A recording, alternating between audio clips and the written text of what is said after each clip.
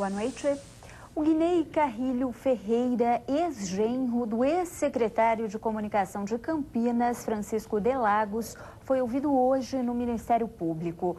Os promotores queriam esclarecimentos sobre a participação dele em possíveis fraudes em licitações públicas na cidade. O Guinei Carrilho Ferreira saiu do Ministério Público depois de 2 horas de depoimento. Ele não falou com a imprensa, mas ao ser questionado se era genro do ex-coordenador de comunicação da Prefeitura de Campinas, Francisco de Lagos, ele apenas negou com a cabeça. O Guinei foi intimado pelos promotores a prestar esclarecimentos sobre a participação em possíveis fraudes em licitações públicas para a montagem de tendas para o Carnaval de 2011 e para a iluminação de prédios públicos e a decoração do Natal de 2010. Em todos os casos, a empresa dele foi a vencedora das licitações. Que ele tinha que declarar, já foi declarado. Estão nos autos. A suspeita é de que Lagos tem encomendado mais de 1.000 peças para a decoração de Natal para serem entregues em apenas 3 dias.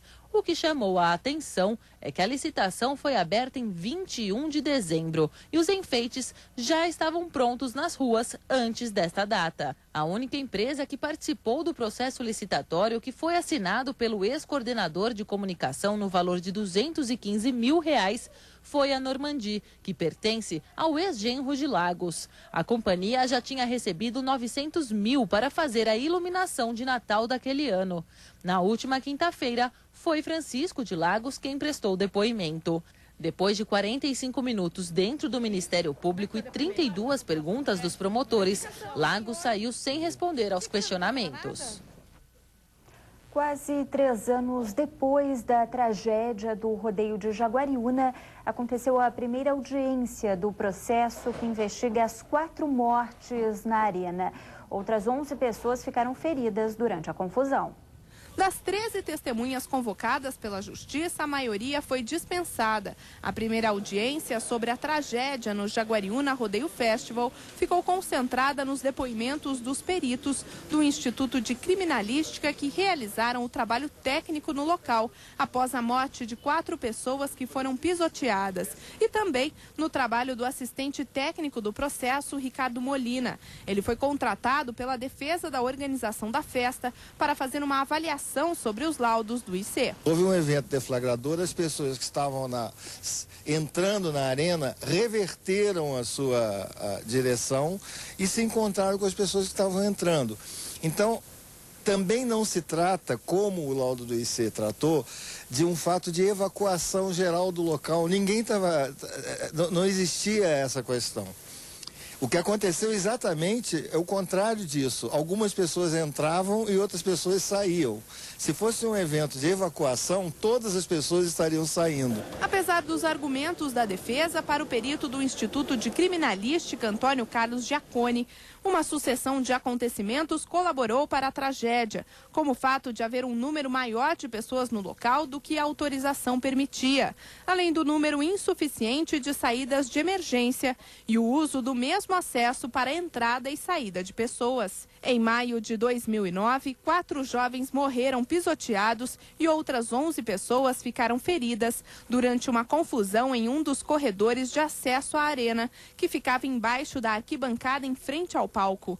Na ocasião, a Justiça cancelou o evento por causa das mortes. O Ministério Público fez denúncia de irregularidades apontadas pela perícia.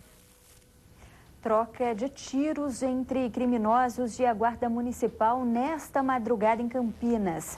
2 bandidos tentavam assaltar um restaurante quando foram surpreendidos pela GM. Um criminoso chegou a ser baleado e o outro conseguiu fugir.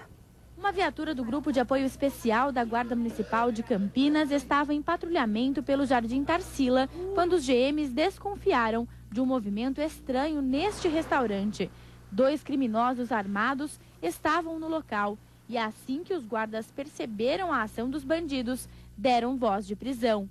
Um dos homens reagiu e atirou contra a viatura. Nós também revidamos, tá? E neste momento, o que atirou entrou dentro de um carro, o outro fugiu a pé pela calçada. Esse que fugiu a pé foi alvejado no pé. Esse a gente conseguiu pegar por informações dadas de munícipes. que estava dentro de um quintal, ele havia pulado algumas casas. O outro teve o carro alvejado, parou depois de uns 300 metros e se evadiu a pé com a arma e não foi capturado. Rodrigo Dias da Silva, de 27 anos, foi levado para o Hospital Municipal Mário Gatti, medicado e, em seguida, encaminhado ao 1º Distrito Policial de Campinas.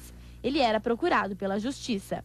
O assalto foi frustrado. Nada foi levado do restaurante. O carro utilizado na fuga, que de acordo com a GM é roubado, foi abandonado a poucos metros do local do crime.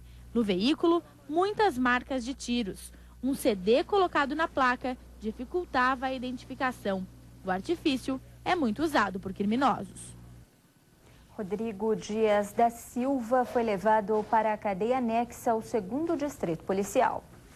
E mais ataques a caixas eletrônicos em Campinas. Também nesta madrugada, criminosos tentaram arrombar 2 terminais no Jardim Londres, mas acabaram fugindo sem levar nada.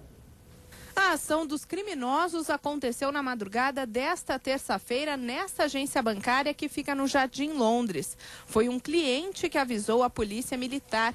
De acordo com a PM, os bandidos tentaram arrombar 2 caixas eletrônicos. Um deles ficou com a gaveta onde o dinheiro é guardado danificada.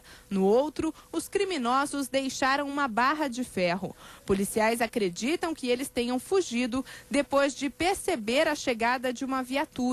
Nada foi levado. Câmeras do circuito interno do banco podem ajudar a polícia a identificar os autores do crime. E você vai ver no próximo bloco que mais um prefeito da região pode ter um mandato cassado.